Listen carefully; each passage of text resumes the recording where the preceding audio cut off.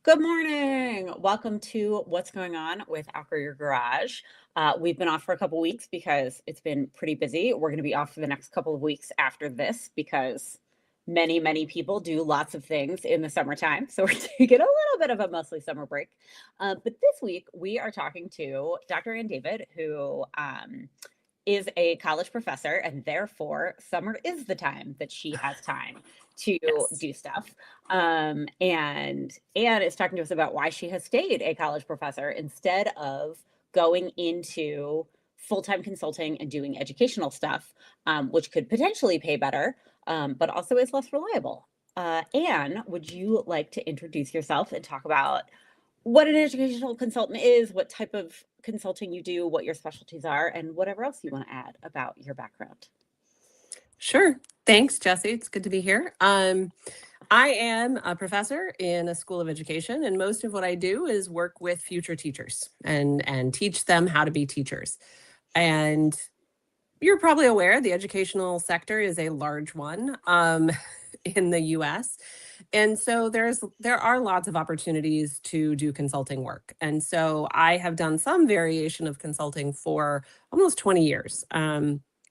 Most of my consulting has focused in literacy, since my specialty is what we call adolescent literacy in the academic world. In schools, that's probably things like middle and high school, reading and writing in English class, but then also in other kinds of classes. Um, so that's been the bulk of my consulting. I also do external evaluation. So often schools or universities have projects that are typically grant funded, sometimes federally, and they need an external evaluator. And so I come in and gather data, look at data, and say, how are you doing based on what you wanted to be doing? So those are the two main ways in which I've done consulting work. I did teach high school English and theater for 6 years in public and private schools. I've worked in both the Midwest and in Texas. So I have a pretty broad experience in terms of geography and different state systems. But I resist moving into educational consulting or evaluation full time, even though, as you pointed out, I probably could make a lot. I could make more money if I wanted to, but I'm not going to do that. Yeah, and so one of the things that I enjoy when we talk is you do have this firm line of like, you know what, I'm just not going to go into business for myself. I'm going to keep my full-time job.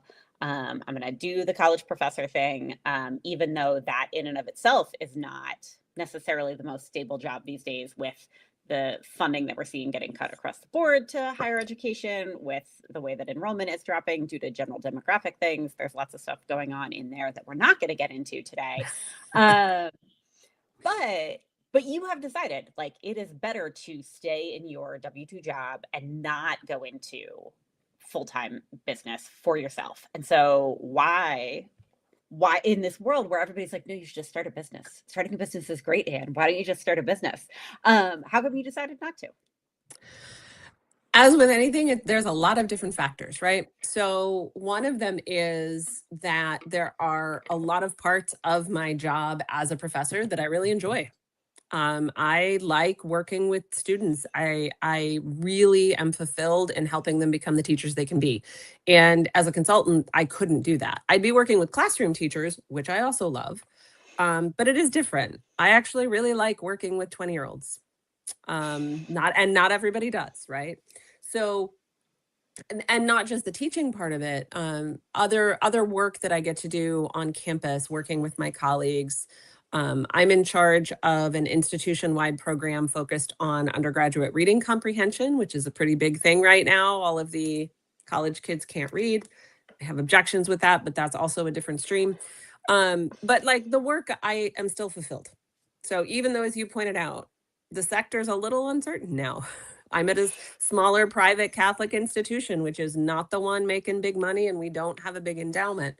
But I like the work. So that's part of it. Um, Part of it is also the way in which I work.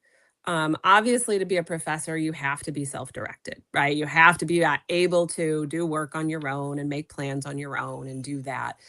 But the level needed to then run a business is next level. And it's some of the things are things that I am not trained in or skilled at or want to spend my time on, which is a lot of the financial stuff, a lot of the compliance stuff, which is important, right? Every compliance bullet point probably involved someone dying or becoming grievously injured or losing a lot of money, right? Like I know why they exist. um, and so that, but I'm also not that good of a detail person. And so, like, I know those parts of the business that I don't have to do as a college professor, that I would as a consultant, don't play to my strengths, aren't things I enjoy doing. So I know I'd put them off. I know I would screw up. I mean, I even do it when I'm just doing my like 1099 work, right? Um, and so that's another piece of it. Also, frankly, even as unstable as the higher ed sector is, I'm a tenured full professor at an institution that's not going to close in the next 10 years.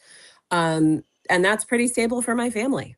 And so that matters a lot, right? I can pay my bills. My paycheck is the big one in the family. And so it's important that it stays stable to give us the flexibility to do those things. So those are kind of the big, I'd say the big three buckets for why I resist that.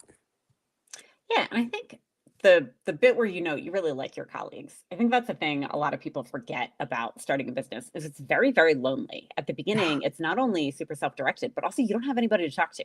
You're by yourself all day. Everybody you're talking to is either um a potential client where you're trying to be like, no, no, Oh, no, I'm so great. Everything about this is great. You should definitely, definitely, definitely pay me money. Please pay me money, right?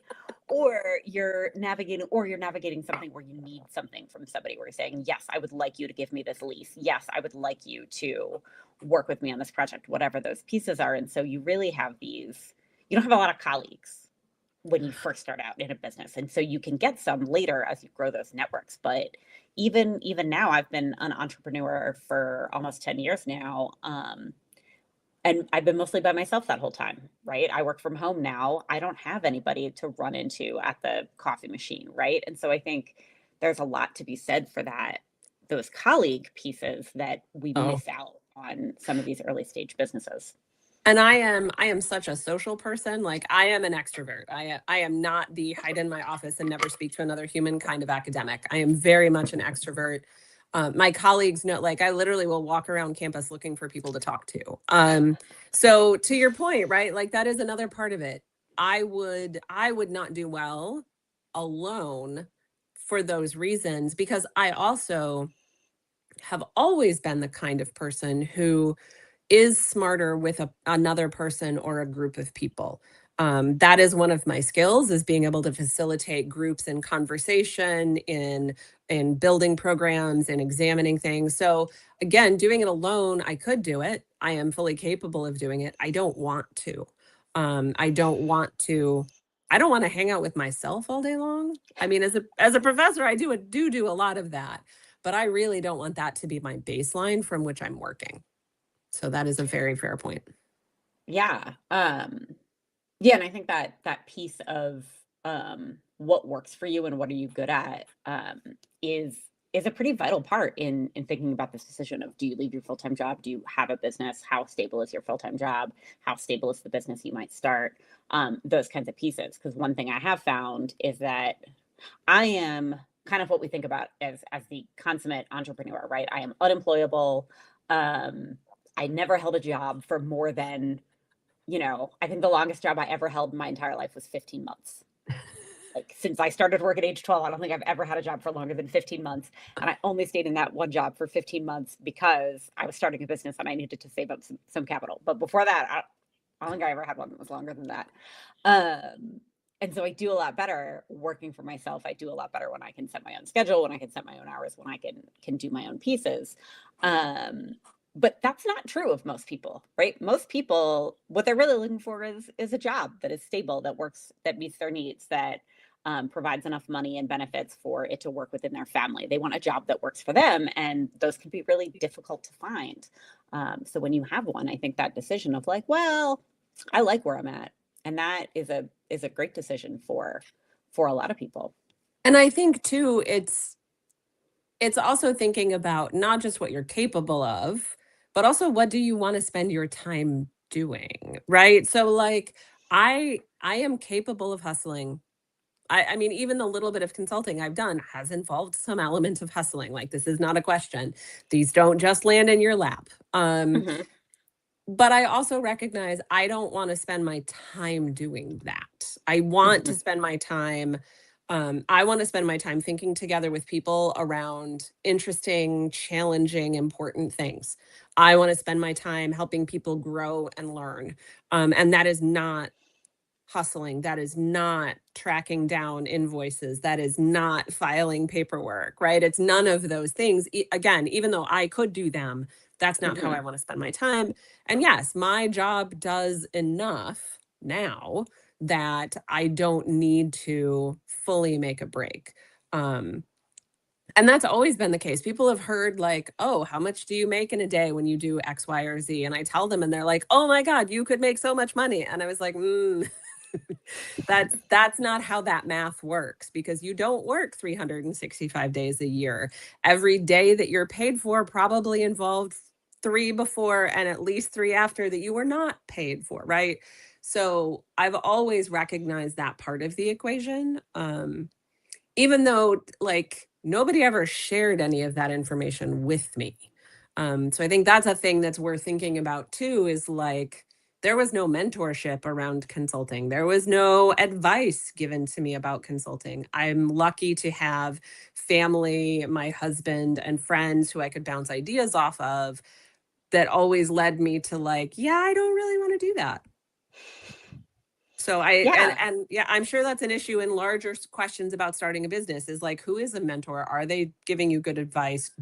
How do you find them, right? I never had one. Mhm. Yeah. Well, and fundamentally, that gap is part of why Outgrow Your Garage exists. Is most people don't, right? You kind of have this idea there might be some spaces out there through the SBDC or through boot camp programs or through accelerator programs where they really help you flesh out the idea of, is this business financially viable? And you can think about that. But that actual growth piece of how you set those operations in, is it going to work? What are your real goals? How much time do you allocate to different areas of your business? I mean, that's literally why I built Outgrow Your Garage, is to help fill in some of that gap, because it's really hard to do. And it's really hard to find locally in a lot of places. And I think the other piece to that is, there's a saying in the craft world. I don't know if this is really saying in the craft world, but a thing I have read about crafting is, you measure your craft in the difficulty of your craft is measured in how much time you spend actually doing that craft, right? So like, sewing is hard because it's actually ironing, right? Yes. You have to Yes. iron, you have to do all this prep work, right? Versus like knitting or crocheting, where like you buy the yarn, you start doing it, right? So there's these degrees. And so those entry level crafts are really easy for people to start, right? And then these higher ones, they take a lot more time, they take a lot more prep. And running a business is kind of like that, right? Some of them are more, running a business is really paperwork. Running a business is really sales. It's really Yes. finances. It's really all these other things. And when you first start, the amount of time you spend not doing the thing your business does versus the time you spend preparing to do the thing your Yeah. business does, that ratio is really funky. And one of the ways that you grow a business is to decide where you want to spend your time. And a thing I like to say a lot is, you don't have to be good at everything that your business does, but your business has to be good at all the things Right. your business needs. And so you have to figure that out until you can afford to hire, until you can afford to outsource, until you can get on a bookkeeper or a salesperson or a social media person or whatever those pieces are. And that can be really tricky. Oh, and so two things. One, I actually both knit and sew. Well, quilt. Though I do a little bit of clothing. And you're right. Like, there's I do a lot of initial sewing. Like, I put my blocks together, I put my strips, and then they just sit there, because putting them all together in the whole thing. Whereas, yes, knitting, I can sit down and start, and I can finish a thing. So I definitely agree that my own position is very much like, I don't need to do that thing all the time. Um, because you mentioned, I also will say social media is another piece of my decision not to move into consulting full time, because you have to be on socials all of the time doing the things. And even before the advent of AI, I use social media, but not a lot. And now it's so crowded with things that are not real, that there's a tension there. Like, I'll give an example. So the work I'm doing at my institution on undergrad reading, we're really doing some very groundbreaking work that actually is probably pretty useful to the sector, that to my knowledge, no, very, very few other institutions are even beginning to think about. I should be bragging about this on LinkedIn. I am not. And so that's another huge component of the business part of it, that again, am I capable of it? Yes. In the end, I am a writing and rhetoric person, so I completely understand the genre of these social media posts and how to make them, and I don't want to spend my life doing that. Again, Yeah. I'd rather be in the room with the people doing the thing I want to do, which means not starting the business. It means resisting the pull of the hustle for now and for the last 20 years, right? Mhm. At any point, I probably could have offloaded into consulting once I got that master's degree, and certainly once I got the PhD. But at this point, I'm like, I still am making that choice to not do it. Yeah, and I think that's especially true in a lot of your creative industries, right? Writing, arts, any sort of creation centric piece. But we see it the most in people who write books and publishing, where 15 years ago, you went to the publisher, you published a book, the publisher did most of that marketing, and now you have to be your own marketer. You have to be the Mhm. person who is pushing that. You have to have this following. You have to be this person who is gaining your own fans, and that's true of a lot of businesses, and that's really hard. Most people aren't marketers.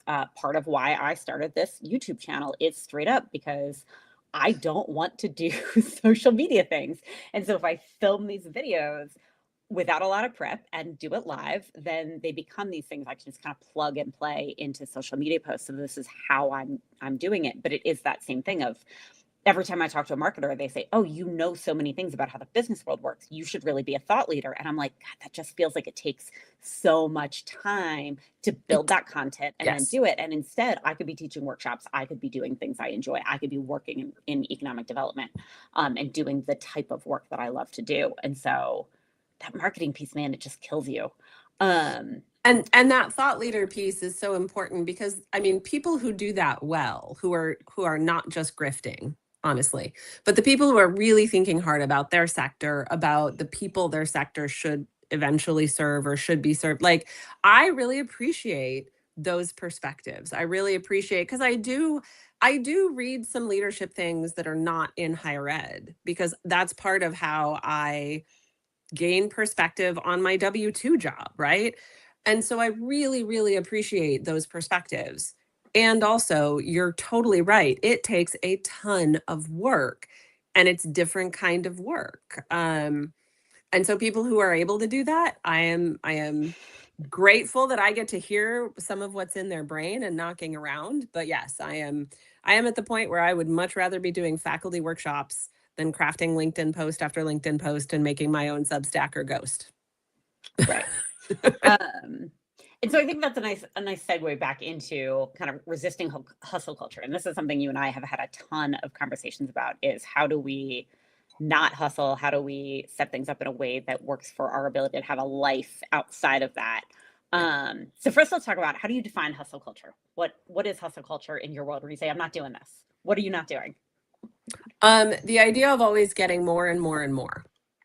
So instead, I try to never have more than one, what I'll say, big 1099 gig. Big can be a like 1 year set term big project, or it could be a project that's like 3 to 5 years, because I've done both. Um, so it's like I get one. That's it. That's just it. That's one. And then I allow myself other potentially smaller projects, but I really don't like to do more than two or three. So on a really practical level, I have numbers in my head. And also understand, like, as an academic, separate from the consulting, I have all of my research work and my publication work. So there's also hustle culture there, which is like, you should be writing more and producing more and researching more. And for this is going to be a little jargony, but higher ed has its jargon. I'm in a university that's teaching first, which means I have 4 classes a semester. And I overproduce writing for teaching 4 classes a semester, a 4-4. But even then, I'm still resisting the hustle culture because I have limits on how many active projects I have. One has to finish before I start the next one. And so that's part of it, because the hustle culture is just this idea that you should always be looking for more, working more hours, doing more. And I think that's part of the toxic part of it, is that more is never really defined. So I just give myself limits. And then once the limits are there, it helps me to say no, even to projects I would like to say yes to. I'm very good at saying no to things I don't want to do. Very little on my plate is something I don't want to do. And all of it's connected to my W-2, right? Stuff I have to do. But outside of that, I'm still not great at it, but I am better at saying no to things I want to do that are good to do, because I'm like, I don't have time for that. I don't want to give up that much of my time outside of work. So I think that's a great question, but really it's numbers. How many projects? So I have a big project that's going to end on September 1st, which I'm very excited about. And that actually means I'm not picking up another big 1099, because this new program at my university, which runs through my W-2, is going to turn into the stuff that's normally consulting. But again, I'm not still looking for that 1099 because I don't need it. I don't need the cash. I don't need the project, because those are fulfilled within my W-2. So I'm giving myself permission to not do that. Yeah, and that time balance can be one that we think about. I read a good thing on the internet the other day that said something to the effect of, trying your best doesn't mean working yourself into exhaustion and burnout and doing every single thing No. you possibly could have. Trying your best means, did you do a reasonable job with a reasonable amount of time and have reasonable expectations? And that really kind of gets to that heart of you don't always need more, you need to find enough.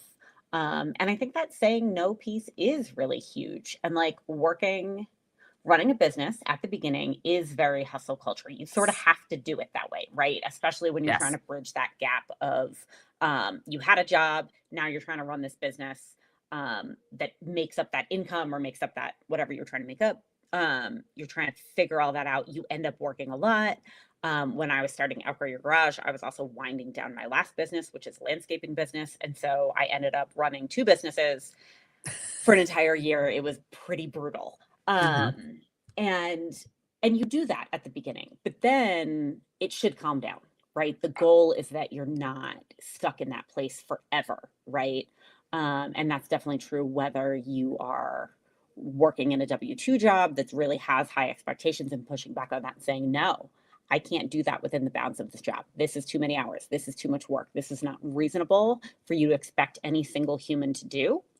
And when you're working for yourself, in that, what are the things that are important to get off your plate? What are the things that are going to help your business be sustainable in the long run for having time outside of your business for the rest of your life, whatever that looks like? Yeah. And those, thinking about that time, right? Like, and not to get too philosophical, but a little bit philosophical, right? My worth does not come from my paycheck. Wherever my paycheck is, like, my worth is not grounded in my paycheck. But I recognize that's not where everybody is in their own perspective. I totally acknowledge that. But I think because I'm starting from that place, it does become easier to say no. Just because of that. I've also, I started as a high school teacher. I had 150 students a day come through my classroom. I was reading stacks of essays. The joke is you carry the stack home on Friday, you carry the same stack back on Monday, not having touched it, or you spent your entire Saturday and Sunday grading. So I think as a teacher, I had to learn some boundaries to be able to actually enjoy my life. And because I taught before I went to graduate school is notorious, much like a business, for eating your entire life, right? Every waking moment, you are supposed to be doing this because there's more to learn, more to write, more to do. But because I'd been a teacher and figured out some of those lines, it translated into being a graduate student, which translated into being an academic. So and I guess I've always given myself permission to draw the lines. I will say a brief example is for the entirety of my life that I could remember, my mother golfed on Wednesday nights. And she was a single mom until I was about 8. And like every Wednesday was golf night. And this was absolutely non negotiable. She golfed on Wednesday night. And I think I look back at that and a few other ways in which she very clearly, even as a single mom or even as a working mom, because she was always working, drew those lines around life. And I took that in as a lesson, right? Like I am not a worse person because she worked or because she golfed on Wednesdays. In fact, I learned about boundaries and friendships and like social networks, right? But I can understand too, there are times, to your point, there are times when you do have to say to yourself, this is just going to be a rough one. Right? Running two businesses. Last year, looking back, was actually my rough year because I got handed this new project because the person who was in charge of the whole thing left in August. I was finishing up this big external evaluation project that I couldn't say no to. I couldn't stop doing. And then I'd set myself up. I'd said yes to smaller things because I didn't think this massive project was going to land in my lap. Like that wasn't supposed to happen. I also wasn't going to say no to it. Like this is one of those where you look at that opportunity and you say, if I say no to that, I'm never going to get anything like it again. So I said yes to it. And I don't regret it, but I am looking back at my year and I was like, oh, geez, no wonder I was so tired and grouchy. No wonder I didn't see my friends at all. So to your point, I think knowing that last year was that, I've now negotiated a little in different ways for this coming year to have that not happen again. I've redrawn those boundaries because that year is over and I don't want a year 2 of that. Yeah, that recovery time is a thing. And like I have a master's degree in leadership and I worked full time while in graduate school, which means I got a lot of B's. Like I just wasn't gonna get straight A's in grad school. I wasn't gonna do everything to the best academic ability because either I could take out a lot of student loans or I could work and fit grad school in around that. And that was the choice that I made because you can't do everything perfectly. You have to make those sacrifices. And I do the same thing in my business of sometimes we go, okay, that's just going to be good enough. This is where we're at because there's too many things and you can't do them all well. And sometimes you don't have a person that is going to delegate them. In my business, the thing that suffers is my ability to be a thought leader and put a lot of stuff on social media that would do more for our reputation, but I can either do the work or I can do the figurehead stuff. And when it comes to one of the things I say a lot is I want to be like the CEO of 3M, not Jeff Bezos or Elon Musk. And I always say it that way because everybody knows who Jeff Bezos and Elon Musk is, but nobody knows who the CEO of 3M is, but they're a spectacular company. Yes. And for anybody out there who doesn't know what 3M is, they make Post-its. Post-its are the things that you know. But they do all kinds of adhesives. They're a very, very cool company. They've been in business for 100 years. Yes. They've pivoted. They've done stuff. Nobody knows who the CEO is, but you all know Post-its and you all rely on them as a stable product, right? Like they're so good. So I say that all the time. Like I want to be like the CEO of 3M. I want nobody to know my name, but everybody to go, that company makes good stuff. That's where I want to be in life. But that's a good one. Right? It's, I love 3M. I'm always on the hunt for like a good book about how 3M like built the way that they are. And there's actually a couple out there, and 3M published their own internal book for their 100th anniversary, like 10 years ago, about how they got through the first 100 years. And I found it from this like little tiny press in Michigan, and I have to like find a copy of it so I can read it because yes, I am that kind of nerd. It's perfect. But we need more nerds. We need more nerds in the world. 100%. I know. My brother always says I've never met a hobby, just only things to nerd out about. But yeah, so we are wrapping up on time. Are there any final thoughts you want to share about things that you have found useful, resources about hustle culture, things that you have written that you think people should look at? I should have gotten Anne wrote a book. That I own. It's on my Oh, I have bookshelf. like I should have pulled 3, that but up. Right. Well, I only have one though. But I should have pulled that up. Been like, this book that Anne wrote is great. But yeah, anything you want to share as final thoughts or things people I'll should check out? Yeah, I'll offer one thought, which is just because I've made the decision I've made now doesn't mean it's the decision I'll make in the future. And that's always been the case, right? Like when you're talking about your own work and your own labor and your own efforts and your knowledge and experience, all of those things can change. You make the best decisions you can make at the time with the information you have, and time and information change, right? So I'm going to be graduating some kids from high school soon, and college is like, yes, college is expensive, and also like there are other options available. So like my answer may change in a year or 2 years, and I'm okay with that. And I'm never going to be mad at myself now for making the decision not to. So I think that's a big thing, for people to think about when they're making that choice about a move from W-2 to 1099, expanding the consulting, that's starting consulting. Like, make the choice, and if you want to change it later, change it later. um Also, right now it's all up in the air, so like, also leaning into stability is good. That's all right too. And yes, if you look me up online, I have lots of academic things I've written. I'm very proud of all of them, so you can always find me doing things about school and intellectual freedom, and it's a blast most of the time. And I am on summer vacation and still working too hard, but that's all right. Yeah, sometimes that's how it goes. I have a suspicion that the way that Outgrow Your Garage is growing, it's going to be shifting, and so the back of my brain is pondering like, what should the next business be? Because obviously, I can't make a pivot without starting a whole other business. Because who doesn't need more businesses that they've started? But also, like that's a workshop I'm planning right now to teach it. To pitch for teaching at What's Up Startup Week, which is out here in Colorado, and Awesome. want a workshop on how do you know how to pivot, how do you know when it's time, and what are the things you need to consider. And so like it's a real question I think a lot of people have. And that point of like, just because it works now doesn't mean you can't make a different decision later. Oh um, yeah, 100%. good life advice in general. Yes. So yeah, so on that note, we will leave it here. What's going on is going to be off for the bulk of the summer, primarily because I'm traveling for pretty much all of July. But we'll be back in August and we'll see where we're at then. And in the meantime, if you are tuning into the Outgrow Your Garage YouTube channel, I will probably drop some short workshops and other stuff that is pre-recorded in the meantime. And so check out our channel, hit like and subscribe is I think what I'm supposed to say here.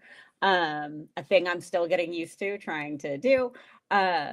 But yeah, we'll see you next time and enjoy the rest of y'all's day. Thanks.